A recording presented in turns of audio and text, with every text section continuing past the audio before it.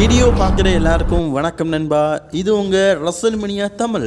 இன்றைக்கி நம்ம சேனலில் எதை பற்றி பார்க்க போகிறோன்னா, இன்றைக்கி ராலை பார்த்தீங்கன்னா சிஎம் பாங்கு, நம்ம செதரோன்ஸு மற்றும் ட்ரூ மார்க்கெண்டர் 3 பேரும் ராலை நேருக்கு நேர் என்ன தான் பேசினாங்க அப்படிங்கிறத பற்றி தான் தமிழில் பார்க்க போகிறோம். அதுக்கு முன்னாடி சேனலுக்கு ஃபஸ்ட் டைம் வந்துருக்கீங்களா, மறக்காமல் சப்ஸ்கிரைப் பண்ணி பெல் ஐகானை கிளிக் வச்சுக்கோ. திரும்ப போடுற ஸ்நேகம் தமிழ் தெரிஞ்சுக்கோங்க.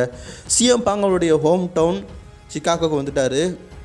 நீங்கள் எல்லாருமே என்னை மிஸ் பண்ணுறீங்களா? ஃபஸ்ட்டு நான் பேட் மேக்கஃபியை பற்றி ஒன்று சொல்லணும். பேட் மேக்கஃபி ரோமன் ரெயின்ஸ் உன்னுடைய ஷோக்கு ஸ்பெஷல் கெஸ்ட்டாக வந்தார்ல, ரொம்ப நன்றி. உனக்கு என்ன பிடிக்காது அப்படின்னு நல்லாவே தெரியும். ஏன்னா உன்னோட இடத்துல இருந்து நான் கமெண்ட் செஷனில் கமெண்ட் பண்ணும்போது நான் உன்னோட அருமையாக பண்ணுவோம்ல. நான் நிறைய நாள் வராமல் இருக்கிறதுக்கு காரணம் என்னோடய இன்ஜுரி வந்து சரியாயிட்டான்னு கேட்டிங்கன்னா சரி ஆகலை, இன்னும் கொஞ்சம் நாட்கள் ஆகும். நான் நிறைய விதமான செய்திகளை கேட்டுக்கிட்டே இருந்தேன்.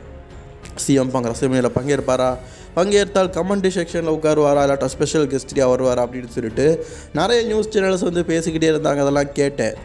அதெல்லாம் உண்மை தான். எப்படி நான் ரசல்மனியாவில் பங்கேற்கலான்னு சொல்லிட்டு முயற்சி பண்ணிக்கிட்டே தான் இருந்தேன். ஆனால் அதுக்கான தெளிவான விளக்கம் இன்னும் கிடைக்கல. அது கண்டிப்பாக கிடைக்கும். கண்டிப்பாக ரசல்மனியாவில் உங்களை பார்க்கறதுக்காக இந்த சிஎம் பாங் இருக்க தான் செய்வான், இல்லாமல் போக மாட்டான். அதே நேரத்தில் ட்ரூ மார்க்கெண்டர் என்னை கலாய்ச்சதெல்லாம் எனக்கு ஞாபகம் இருக்குது.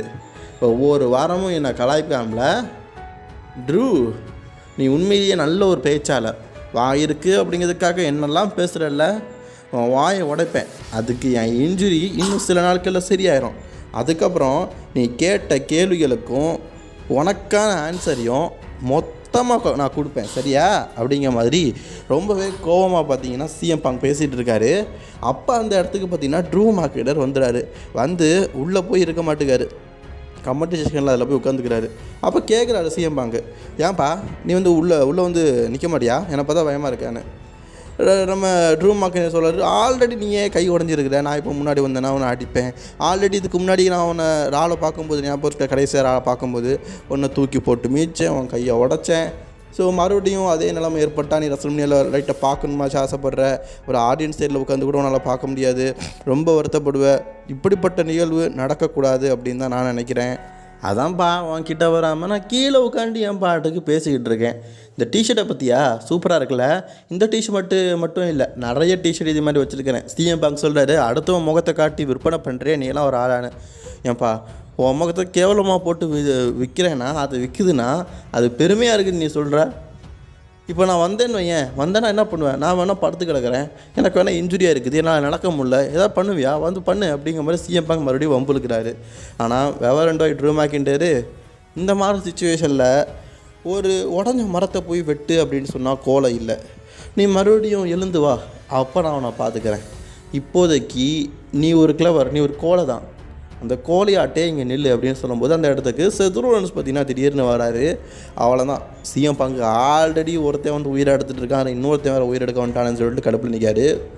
சிஎம் பாங்கை பார்த்து, வெல்கம் டு மண்டே நைட் ரோலன்ஸ், நீ பேசுறது எல்லாத்தையுமே கேட்டேன், நீ சொன்னது எல்லாத்தையுமே கேட்டேன், உன் இடத்துல ட்ரூ இருக்கிறான், அதை பார்த்துட்டு தான் இருக்கிறேன். நீ வந்து சொன்ன இந்த வருஷம் ரசல்மனியாவில் எங்கள் 2 பேருக்குள்ள ஒரு மேட்ச் நடக்கும், நீ பங்கேற்க முடியாது, ஒருவேளை 3வது ஆளாக வழியான்னு கேட்கலாம் தான் இருக்கேன், பட் ஆனால் உனக்கு இன்ஜுரி சரியாகலை. நீ ஒருவேளை கமெண்ட் செக்ஷனில் உட்காருன்னு சொல்கிற, ஸ்பெஷல் ரெஃப்ரியாக கூட நான் வரேன்னு சொல்கிறேன். ஸ்பெஷல் ரெஃப்ரியாக வந்தேன்னா ஒன்றால் வந்து கவுண்டர் அடிக்க முடியுமா, 1 2 3 அடிக்க முடியுமா, ஏன்னா ஆல்ரெடி உனக்கு கையெல்லாம் உடஞ்சிருக்கு அப்படின்னு கேட்கும்போது சிஎம் பாங் பார்த்தீங்கன்னா 1 2 3ன்னு அடித்து கட்டுறாரு. ஓ, ஒரு கை நல்லா தான் இருக்குது, உனக்கு சூப்பராக தான் இருக்குது, பட் ஆனால் எங்களோட இன்ட்ரெஸ்ட் என்னென்னா 2 பேருக்குமே நீ பிடிக்காதவன், நீ ஏதாவது விஷயங்கள் பண்ணிட்டேன்னா ஒருத்தருக்கு சாதகமாக இருக்கும், இன்னொருத்தருக்கு அது வெற்றியாக இருக்கும், அதனால் நாங்கள் வந்து உன்னை ரெஃப்ரியாக வந்து அப்ரோச் பண்ணலை அப்படிங்கிற மாதிரி நம்ம செத்ரோன்ஸ் வந்து சொல்கிறாரு. ஸோ அதுக்கு சிஎம் பாங் பார்த்தீங்கன்னா, பரவாயில்ல நீங்கள் என்ன வேணாலும் பார்த்துக்கோங்க, நான் ரசல்மனியாவுக்கு வரதான் போகிறேன், உங்கள் 2 பேருடைய முகத்தரையை கிழிக்க தான் போகிறேன். அது எப்படின்னு கேட்டிங்கன்னா, உங்களில் ஒருத்தர் வந்து லூசர் ஆக போகிறாரு, ஒருத்தர் சாம்பியன் ஆக போகிறாரு. கண்டிப்பாக அந்த சாம்பியன் கூட நான் மோத போகிறேன், வெயிட் அண்ட் சி. ஒரு எதிர்பார்க்காத முடிவு ரசல்மனியாவில் அவங்களுக்கு இருக்குது அப்படின்னு சொல்லிட்டு சிஎம் பாங் ஒரு வார்னிங்கை போட்டுட்டு போயிருக்கிறாரு. இதுதான் ராலை இன்றைக்கி சிஎம் பாங் வந்து ரிட்டன் ஆக்கி பேசின விஷயம். பிடிச்சிருந்தா லைக் ஷேர் கமெண்ட் பண்ணிக்கோங்க. தொடர்ந்து வீடியோ பார்க்க